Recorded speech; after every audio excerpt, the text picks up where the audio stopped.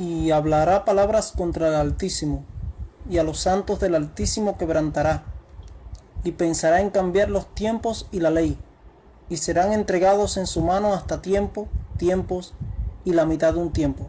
Daniel 7:25. Buenos días, mis hermanos, buenas tardes o buenas noches. Este versículo que acabo de leerles en esta ocasión, del grandioso libro del profeta Daniel, bajo la revelación e inspiración de la providencia divina, que no es otra cosa más que las manos de Dios en los guantes de la historia, provisoriamente nos enseña algo, este siervo del Dios Altísimo en este escrito. Él se está refiriendo aquí al sistema de la Roma pagana papal proféticamente, pero solo me detendré a analizar su cumplimiento en la parte que dice que pensará en cambiar la ley de Dios, o la ley. Sin dudas, resulta evidente que aquí se hace referencia a la ley divina, ya que la ley humana puede ser cambiada según la voluntad de la autoridad civil, y tales cambios difícilmente podrían ser el tema de la profecía. Al investigar si el papado ha intentado cambiar las leyes divinas o no, podemos encontrar la respuesta en la gran apostasía de los primeros siglos de la era cristiana, cuando fueron introducidas numerosas doctrinas y prácticas contrarias a la voluntad de Dios revelada en las Sagradas Escrituras. El cambio más audaz corresponde al día de descanso semanal, es decir, el sábado del séptimo día al primer día de la semana. La Iglesia apóstata, es decir, en este caso, la Iglesia católica, apostólica y romana, es decir, la Iglesia papal, admite sin ambages que es responsable de la introducción del descanso dominical y pretende que tiene todo el derecho de hacer tales cambios. Un catecismo autorizado para sacerdotes dice lo siguiente, y le cito ese catecismo: la Iglesia de Dios, es decir, la Iglesia católica romana, cuando ellos se refieren a la Iglesia de Dios, dice, en su sabiduría ha ordenado que la celebración del día del sábado fuese transferida al día del Señor, en este caso, el primer día de la semana o domingo. Eso se puede encontrar en un catecismo del Concilio de Trento, la traducción de Donovan, edición del año 1829, página 358. Ahora bien, les quiero decir algo importante en todo esto, mis hermanos. Este catecismo fue escrito por orden del Gran Concilio de Trento y publicado bajo los auspicios del Papa Pío V. Durante los tiempos del Nuevo Testamento, los cristianos observaron el sábado del séptimo día de la semana, y de ellos no hay dudas. Este hecho lo podemos comprobar en múltiples textos encontrados en el capítulo 13 hasta el 18 del libro de los Hechos de los Apóstoles, que fuera escrito por Lucas unos 50 años después de la muerte de Cristo, es decir, en la década de los años 80.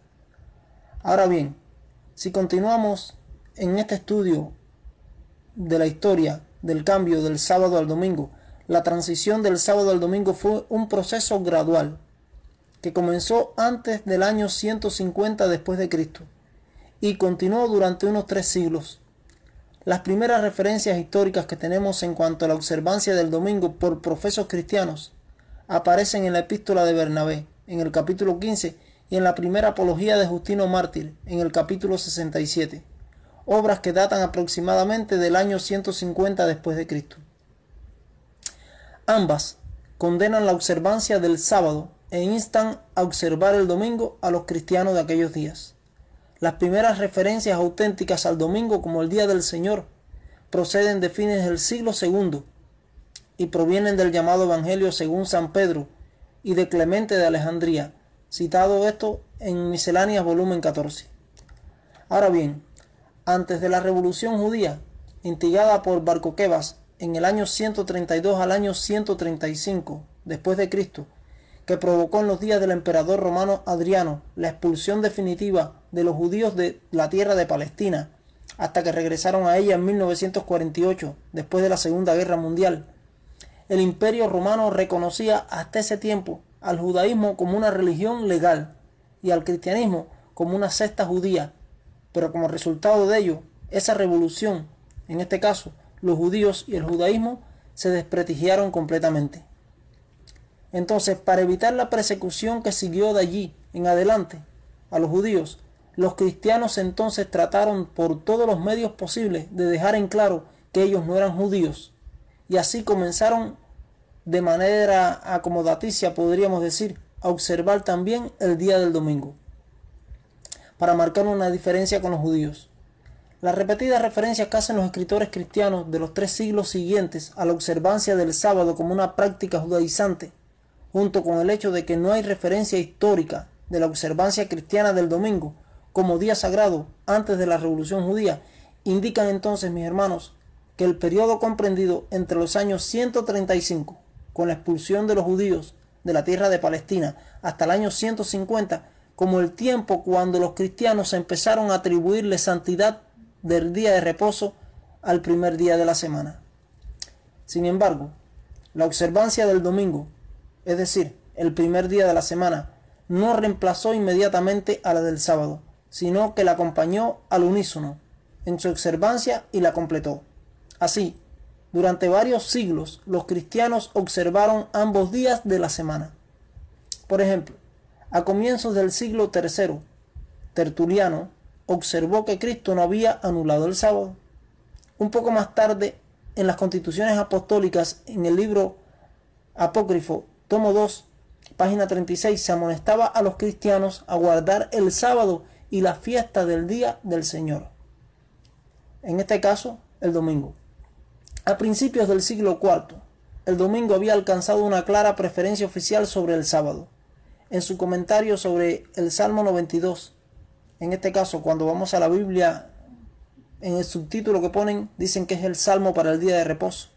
En este Salmo 92, en su comentario sobre él, Eusebio de Cesarea, principal historiador de la época eclesiástico y amigo del pagano emperador Constantino, quien emitiera la primera ley dominical oficial de la historia un día 7 de marzo del año 321 después de Cristo, escribió lo siguiente. Escuchen lo que Eusebio de Cesarea, amigo de Constantino, escribió acerca del comentario de este Salmo 92. Dijo él: todas aquellas cosas que era deber hacer en el sábado, las hemos transferido al día del Señor, como que le pertenecen de manera más apropiada, porque este día tiene preferencia y ocupa el primer lugar, y es más honorable que el sábado judío. Ahora bien, mis hermanos, la primera acción oficial de la Iglesia Católica que expresa preferencia por el día de domingo fue tomada en el Concilio de la Odisea, en el año 364 después de Cristo. En el canon 29 de ese Concilio de la Odisea se estipula textualmente lo siguiente, y se los leo. Dice allí, en el canon 29 del Concilio de la Odisea, celebrado en el año 364 después de Cristo: los cristianos no han de judaizar y estar sin trabajar en sábado, sino que han de trabajar en ese día, pero honrarán de especial forma el día del Señor, y como cristianos que son, si es posible, no harán ningún trabajo en ese día. Sin embargo, si se les encuentra judaizando, serán excluidos de Cristo. Este concilio de la Odisea dispuso que hubiera culto en el día de sábado, pero designó a ese día como día laborable. Es digno de destacar que esta, la primera ley dominical eclesiástica que ordena la observancia del domingo, especifica el judaizar como la razón para evitar la observancia del séptimo día o sábado. Además, la rígida prohibición de la observancia del sábado es una evidencia de que muchos estaban todavía judaizando, como decían ellos, en ese día, es decir, observando el sábado del séptimo día.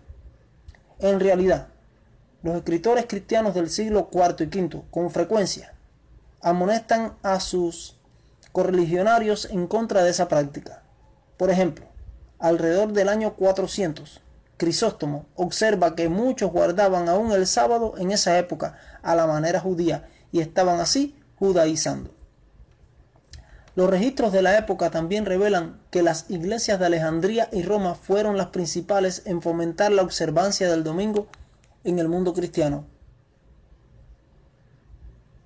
Por el año 440 después de Cristo, El historiador eclesiástico Sócrates escribió que aunque casi todas las iglesias del mundo celebran los sagrados misterios cada semana en sábado, sin embargo los cristianos de Alejandría y Roma, por una antigua tradición, han dejado de hacer esto.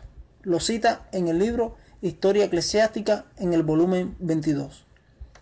Alrededor de la misma fecha, cerca del 440, Sosómeno escribió que la gente de Constantinopla y de casi todas partes se reúnen el sábado, tanto como en el primer día de la semana. Costumbre que nunca se observa en Roma ni en Alejandría, dijo él. Hay pues tres hechos claros en todo esto que hasta ahora les he dicho. Número 1. El concepto de la santidad del domingo entre los cristianos se originó principalmente en su esfuerzo de evitar prácticas que identificaran con los judíos a los cristianos y que provocaran así su persecución. Número 2.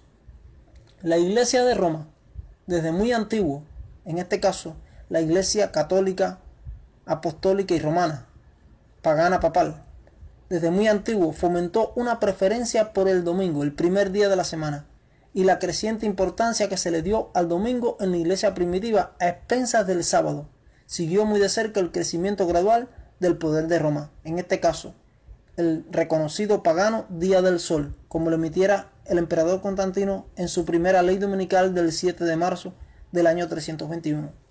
Ahora, el punto número 3.